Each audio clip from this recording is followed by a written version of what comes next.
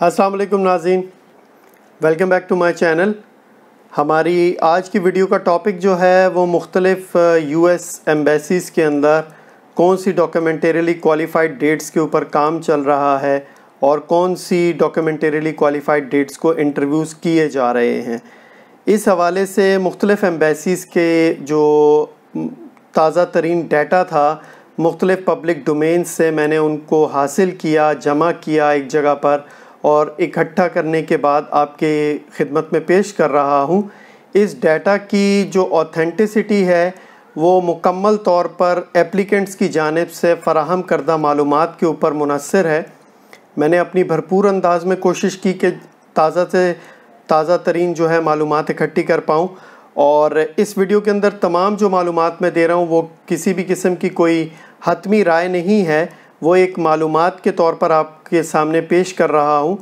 तो सबसे पहले अपनी वीडियो का आगाज़ करने से पहले आपको बता दूँ कि ये जितनी भी मालूमात हैं ये मैंने मुख्तलिफ़ पब्लिक डोमेन से हासिल की हैं, जिसमें WhatsApp groups, Facebook groups, Instagram, Telegram और मुख्तलिफ़ कुछ पब्लिक वेबसाइट्स वगैरह जो होती हैं उनसे मैंने जमा किया है ये डाटा। और जैसे कि मैं पहले आपको बता चुका हूँ कि इसकी ऑथेंटिसिटी मुकम्मल तौर पर जो है वो एप्लीकेंट्स की जानिब से फ़राहम करदा मालूमात के ऊपर होती है। तो वीडियो का आगाज़ करने से पहले आपको बताता चलूँ कि जो आपका इंटरव्यू लेटर होता है ख़ुसूसन फैमिली कैटेगरीज़ के अंदर, या आप इमीडिएट रिलेटिव की कैटेगरीज़ को भी कह सकते हैं, कि आपका इंटरव्यू लेटर जो होता है उसका दारोमदार जो होता है वो चंद एक बातों पर होता है, जो कि कुछ इस तरह से हैं कि आपका इंटरव्यू लेटर जो है वो आपकी प्रायोरिटी डेट, आपकी वीज़ा कैटेगरी, आपकी डॉक्यूमेंटरीली क्वालिफाइड डेट, आपकी एम्बेसी की लोकेशन, आपकी वीज़ा बैकलॉग्स की सिचुएशन, आपकी एम्बेसी में क्या चल रही है आपकी कैटेगरी में उस पर, इसके अलावा जिस इलाके या जिस शहर में आपकी एम्बेसी है उस शहर या उस इलाके या उस मुल्क के अंदर कोविड की सिचुएशन क्या चल रही है इस वक्त। तो ये कुछ अवामिल हैं जिन पर आपका इंटरव्यू लेटर मुनहसर करता है।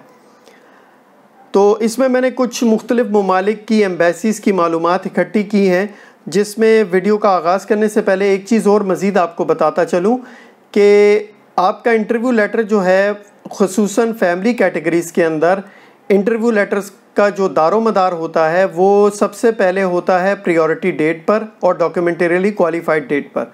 सबसे पहले आपका डॉक्यूमेंटरीली क्वालिफाइड होना लाजमी है। दूसरे नंबर पर आपका जो है वो वीज़ा बुलेटिन के चार्ट ए में करंट होना लाजमी है, तब आपका इंटरव्यू लेटर आपकी डॉक्यूमेंटरीली क्वालिफाइड डेट के हिसाब से आता है। जबकि जो इमीडिएट रिलेटिव की कैटेगरीज़ होती हैं उसके अंदर आपकी प्रायोरिटी डेट जो है वो USCIS की स्टेज तक जो है वो उसका अमल दखल होता है। उसके बाद इमीडिएट रिलेटिव की कैटेगरीज जो होती हैं उनका इंटरव्यू उनकी सिर्फ डॉक्यूमेंटरीली क्वालिफाइड डेट के हिसाब से आता है। तो अपनी वीडियो का आगाज़ करते हैं। सबसे पहले पाकिस्तान एम्बेसी से स्टार्ट करते हैं हम। इस वक्त पाकिस्तान एम्बेसी में फैमिली कैटेगरीज़ के अंदर जो है वो एम्बेसी में नवंबर 2019 तक की डॉक्यूमेंटरीली क्वालिफाइड डेट्स जो हैं उनकी फैमिली कैटेगरीज़ में इंटरव्यू लेटर्स आए हैं और उनके इंटरव्यूज़ चल रहे हैं। जबकि F2A कैटेगरी जो है जिसमें सबसे ज़्यादा लोग तकरीबन पूरी दुनिया में परेशान हैं, F2A कैटेगरी के हवाले से इंटरव्यू लेटर्स नहीं आ रहे, उस हवाले से आपको मुत्तला करता चलूँ कि मेरी जो मालूमात हैं उसके मुताबिक इस वक्त पाकिस्तान में सबसे पुरानी जो DQ डेट है F2A की वो दिसंबर की हैं और अभी एम्बेसी जो है फैमिली कैटेगरीज़ में नवंबर की DQ डेट्स पर पहुंची है।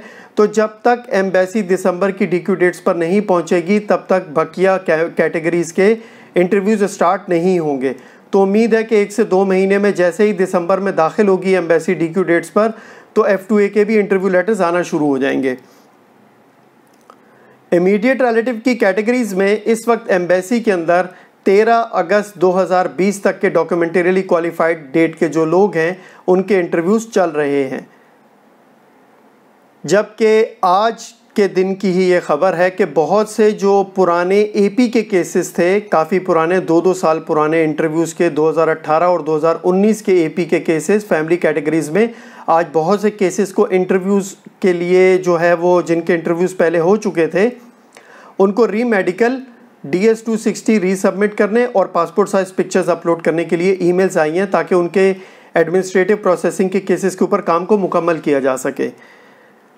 यूएस एम्बेसी इंडिया के हवाले से बताता चलूँ कि फैमिली कैटेगरीज़ में ख़ुसूसन F1 कैटेगरी में मार्च से लेकर अप्रैल 2020 तक की DQ डेट्स पर काम हो रहा है, जबकि F2A, F2B और F3 कैटेगरीज़ में अक्टूबर और नवंबर 2019 की DQ डेट्स के वो लोग जिनके इंटरव्यूज़ मार्च 2020 में पेंडेमिक की वजह से कैंसिल हो गए थे, उन पर काम चल रहा है और उनको नए सिरे से इंटरव्यू लेटर्स भेजे जा रहे हैं, मतलब कैंसल्ड इंटरव्यूज़ पर काम हो रहा है। जबकि यूएस एम्बेसी इंडिया में इमीडिएट रिलेटिव की कैटेगरीज़ में इस वक्त सितंबर और नवंबर 2020 के जो है वो DQ डेट्स के ऊपर काम चल रहा है। बांग्लादेश एम्बेसी में फैमिली कैटेगरीज़ के अंदर सितंबर से अक्टूबर 2019 के मोस्टली वही मार्च 2020 के कैंसल्ड इंटरव्यूज़ के ऊपर काम चल रहा है और ये सितंबर से अक्टूबर 2019 की DQ डेट्स हैं। इसी तरह नेपाल एम्बेसी के अंदर फैमिली कैटेगरीज़ में जो है वो मार्च से लेकर मई 2020 की DQ डेट्स पर काम चल रहा है, जबकि नेपाल में इमीडिएट रिलेटिव की कैटेगरीज़ में जून से जुलाई 2021 की DQ डेट्स पर काम चल रहा है। इसी तरह अफ़गानिस्तान एम्बेसी में फैमिली कैटेगरीज़ के अंदर दिसंबर 2019 से लेकर जनवरी 2020 की DQ डेट्स के दरमियान के इंटरव्यू लेटर्स आ रहे हैं और उनके इंटरव्यूज़ लिए जा रहे हैं। UAE एम्बेसी में फैमिली कैटेगरीज़ के अंदर जो है वो नवंबर 2019 से जनवरी 2020 की DQ डेट्स पर काम चल रहा है। इसी तरह UAE एम्बेसी के अंदर इमीडिएट रिलेटिव की कैटेगरीज़ में इस वक्त जो है वो जनवरी से लेकर फरवरी 2020 की DQ डेट्स पर काम चल रहा है। घाना एम्बेसी में इमीडिएट रिलेटिव की कैटेगरीज़ में फरवरी से लेकर मार्च 2020 की DQ डेट्स पर काम चल रहा है। नाइजीरिया एम्बेसी में जो है वो सितंबर 2020 से लेकर अक्टूबर 2020 की इमीडिएट रिलेटिव की कैटेगरीज़ पर काम चल रहा है। चाइना एम्बेसी में फैमिली कैटेगरीज़ के अंदर जो है वो दिसंबर 2019 से लेकर जो लोग तकरीबन फरवरी 2020 के दरमियान DQ हुए हैं उनके जो है वो इंटरव्यूज़ किए जा रहे हैं। थाईलैंड एम्बेसी के अंदर भी फैमिली कैटेगरीज़ में तकरीबन मार्च 2020 के जो हैं वो मोस्टली F2A के केसेस हैं और उनके ऊपर ज़्यादातर काम चल रहा है। इस वक्त इंटरव्यू लेटर्स और इंटरव्यूज़ किए जा रहे हैं। फ़िलीपींस में भी इसी तरह जो है वो इमीडिएट रिलेटिव की कैटेगरीज़ में सितंबर से लेकर अक्टूबर 2020 की DQ डेट्स पर काम चल रहा है। इंडोनेशिया में इमीडिएट रिलेटिव की कैटेगरीज़ में जो है वो जून से लेकर जुलाई 2020 की DQ डेट्स पर काम चल रहा है। कोरिया एम्बेसी में जो है वो फैमिली कैटेगरीज़ के अंदर जो है फरवरी से लेकर मार्च 2020 की DQ डेट्स पर काम चल रहा है। टर्की एम्बेसी में जो है वो अगस्त से लेकर सितंबर 2020 के जो इमीडिएट रिलेटिव की DQ डेट्स हैं उन पर काम चल रहा है। फ्रांस एम्बेसी में जो है वो इमीडिएट रिलेटिव की कैटेगरीज़ में मार्च से लेकर अप्रैल 2020 की DQ डेट्स पर काम चल रहा है। मैक्सिको एम्बेसी के अंदर जो है वो इमीडिएट रिलेटिव की कैटेगरीज़ में सितंबर से लेकर अक्टूबर 2020 की DQ डेट्स पर काम चल रहा है। कोलंबिया एम्बेसी में अभी तक रूटीन वीज़ा सर्विसेज स्टार्ट नहीं हुई, इसलिए वहाँ पर अभी वीज़ा सर्विसेज बंद हैं, लेकिन जैसे ही काम स्टार्ट होगा तो वहाँ भी इमीडिएट रिलेटिव की कैटेगरीज़ में जुलाई से सितंबर की DQ डेट्स 2020 पर काम शुरू होगा। UK एम्बेसी के अंदर जो है वो इमीडिएट रिलेटिव की कैटेगरीज़ में इस वक्त नवंबर 2020 से जनवरी 2021 की DQ डेट्स पर काम चल रहा है। कनाडा एम्बेसी में ज़्यादातर एक्सपेडाइटेड केसेस हैं इमीडिएट रिलेटिव कैटेगरीज़ के, और उसमें जो एक्सपेडाइटेड की DQ डेट्स हैं वो सितंबर से अक्टूबर 2020 के दरमियान है। बहुत सी जगहों पर अभी भी एम्बेसीज़ में बहुत सी DQ डेट्स पाकिस्तान एम्बेसी की निस्बत पीछे चल रही हैं और उम्मीद है कि कुछ अरसे में पाकिस्तान एम्बेसी के अंदर मज़ीद काम की रफ्तार में तेज़ी आएगी। लिहाजा जहाँ तक F2A कैटेगरी का सवाल है तो F2A कैटेगरी या F4 या F3 कैटेगरी, इस हवाले से मुझे ज़्यादा जो उम्मीद है वो अगले महीने से या अगले 1 से 2 महीने के अंदर लाजमन कुछ ना कुछ काम की रफ्तार में तेज़ी आएगी।